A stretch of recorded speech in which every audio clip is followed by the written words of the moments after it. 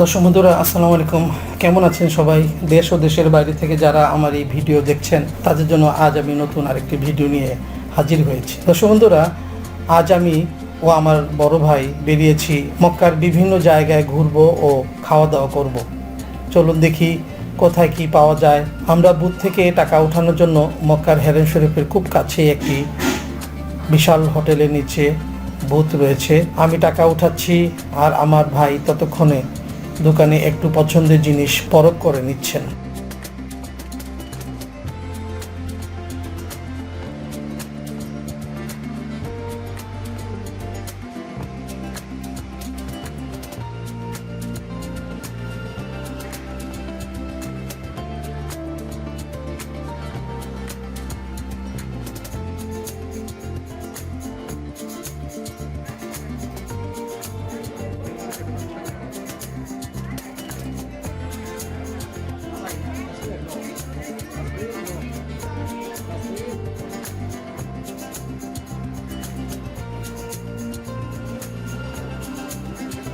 আমাদের হোটেলের পাশে একটি ছোট ডিপার্টমেন্টাল স্টোর রয়েছে।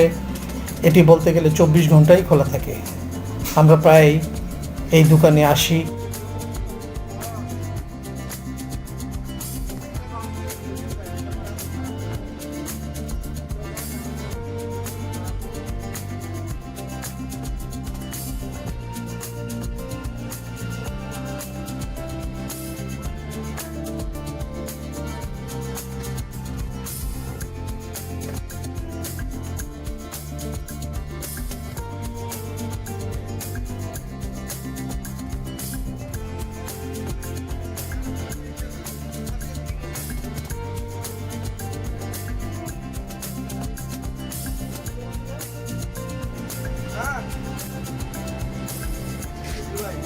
ভাই কোক কত করে? ছোট কোক বা কোক তো নাই না, সব পেপসি নাকি?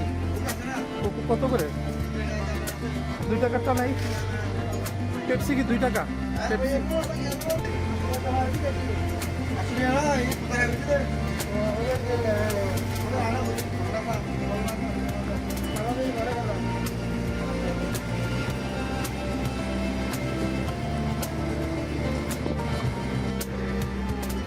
তারপরে একটি বাঙালি রেস্টুরেন্টে গেলাম সকালে নাস্তা খেতে। হোটেলে আমাদের 3 বেলা খাবার দিত, তবে আজকে আমরা বাইরে খাবো নিয়ত করেছি। এছাড়া সৌদি আরবের ট্রেডিশনাল ফুড তো দেখাই হয়নি। খুব পরিষ্কার পরিচ্ছন্ন হোটেল। একটা জিনিস দেখে ভালো লাগলো, হোটেলে দেখলাম একটি পাতলা পলিথিন তারা টেবিলে বসিয়ে দেয়, যেটা খাবার শেষে উঠিয়ে ফেলে দেয়। এতে খুব সহজেই টেবিল পরিষ্কার হয়ে যায়।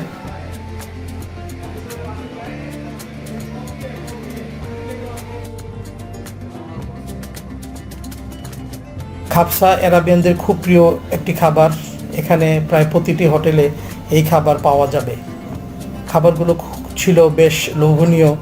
হাজিরা যার যার পছন্দ মতো খাবার নিয়ে খাচ্ছেন।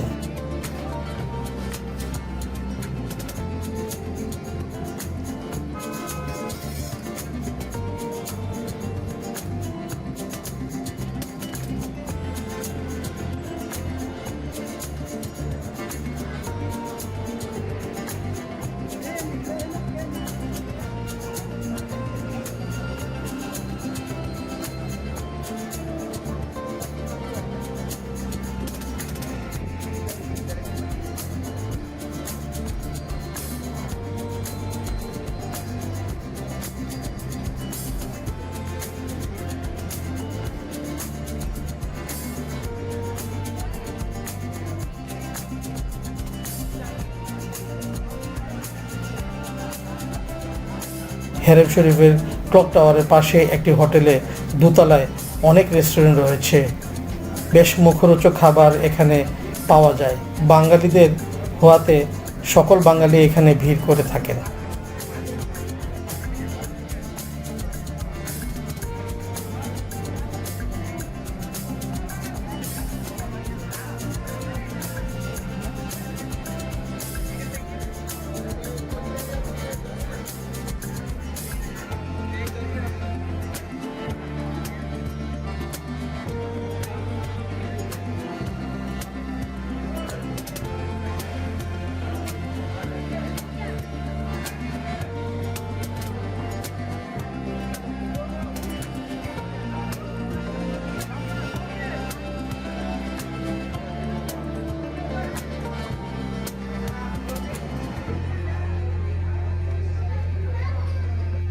কিছু খাবার খেয়ে আমরা রওনা হলাম দুই ভাই কিনবো উটের গোশত। দেখব কোথায় কিভাবে উটের গোশত বিক্রি হয়।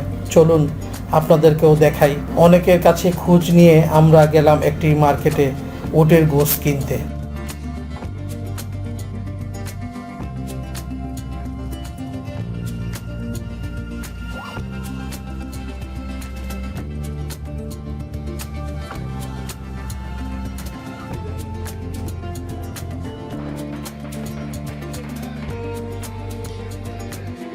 আমরা 5 কেজি গোশত কিনলাম। খুব সুন্দরভাবে কেটে তারা প্যাকেট করে দিল। তারপরে এগুলোকে রোদে শুকিয়ে আমরা নিয়ে এসেছি দেশে। কেমন লাগলো এই পর্ব জানাবেন। সামনে আরও নতুন পর্ব নিয়ে আসবো। সেই পর্যন্ত আপনারা সবাই ভালো থাকার চেষ্টা করবেন। আল্লাহ হাফেজ।